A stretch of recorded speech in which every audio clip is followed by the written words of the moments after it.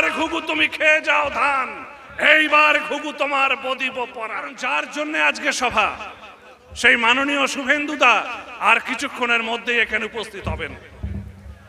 যদিও এই মাঠটা এতটাই ছোট, এর 10 গুণ বড় মাঠ হওয়ার দরকার ছিল। কারণ শুভেন্দুদা সারা পশ্চিমবঙ্গের মানুষকে একটা বার্তা দিচ্ছেন যে কম্পার্টমেন্টাল মুখ্যমন্ত্রীকে সরিয়ে এখানে সনাতনী সরকার প্রতিষ্ঠিত করতে হবে। তার জন্য সারা বাংলায় তার যা জনপ্রিয়তা, সেই জনপ্রিয়তার তুলনায় আজকের এই মাঠ নিতান্তই ছোট। বন্ধুগণ, আমার সঙ্গে স্লোগান দিন, পার্থ চোর কেষ্ট চোর তৃণমূলের, পার্থ চোর কেষ্ট চোর তৃণমূলের সবাই চোর, পার্থ চোর কেষ্ট চোর, পার্থ চোর কেষ্ট চোর, পার্থ চোর কেষ্ট চোর, পার্থ চোর কেষ্ট চোর। এই কথা বললে তৃণমূলের বুড়ো নেতাদের বড্ড গায়ে ফসকা পড়ছে। সৌগত রায়, শোভনদেব চট্টোপাধ্যায় তারা বলছেন এত বড় কথাটা বলো না, সবাই চোর না, কিছু লোক চুরি করেছে, জেল কাটছে। আমরা বলছি যদি এতটাই লোক লজ্জার ভয়, তো চোরের দলটাকে ছেড়ে দিন না, চোরের দলটাকে ছেড়ে দিয়ে চলে আসুন, তবেই বুঝবো আপনি কতটা সাত্বিক লোক, কতটা আপনি সাধু পুরুষ। তা তো বলতে পারছেন না। বন্ধুগণ, বারবার ঘুঘু তুমি খেয়ে যাও ধান, এইবার ঘুঘু তোমার বদিব পরাণ।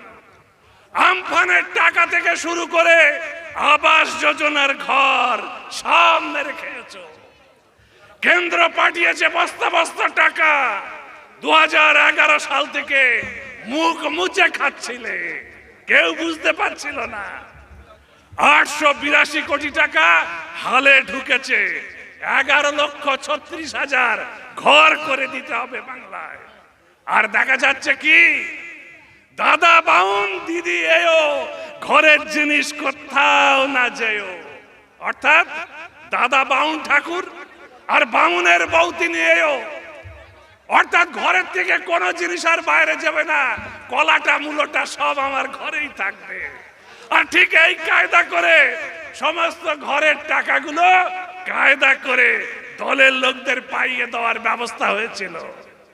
মাঝখান থেকে সেন্ট্রাল টিম আসছে, আর এসে দেখা যাচ্ছে দোতলা বাড়ি, তিনতলা বাড়ি, প্রধান উপপ্রধান, পঞ্চায়েত সমিতির সভাপতি সহসভাপতি কেউ বাদ যায়নি, তাদের আত্মীয় স্বজন সবাই ঘরের তালিকায় আছে।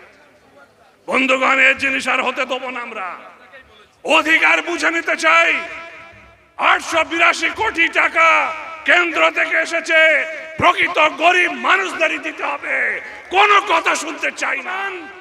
এবার আমাদের দিকে আসবেন ভগবান। এবার বিজেপি সত্যের পথে আসতে চাইছেন, তিনি চাইছেন এই চোরেদের সরকার, এই চোরেদেরকে নির্মূল করে প্রকৃত গণতন্ত্রের শাসন কায়েম ঘুরে দাঁড়িয়েছে। অধিকার বুঝে নিতে চাইছেন, সেই অধিকার বুঝে নেওয়ার নির্বাচন। সেই নির্বাচনে আপনারা সবাই সঠিক জায়গায় থেকে ভারতীয় জনতা পার্টিকে এগিয়ে নিয়ে যাবেন এবং পশ্চিমবঙ্গে আগামী দিনে দিলীপ, সুকান্ত এবং শুভেন্দুদার নেতৃত্বে পশ্চিমবঙ্গে শাসন ক্ষমতাকে আমরা তাদের হাতে তুলে দিতে চাই। তার জন্য সদর্থক পদক্ষেপ নেবেন। এই কথা বলে আমি আমার সংক্ষিপ্ত বক্তব্য শেষ করলাম। জয় হিন্দ, বন্দে মাতারাম, ভারত মাতা কি জয়।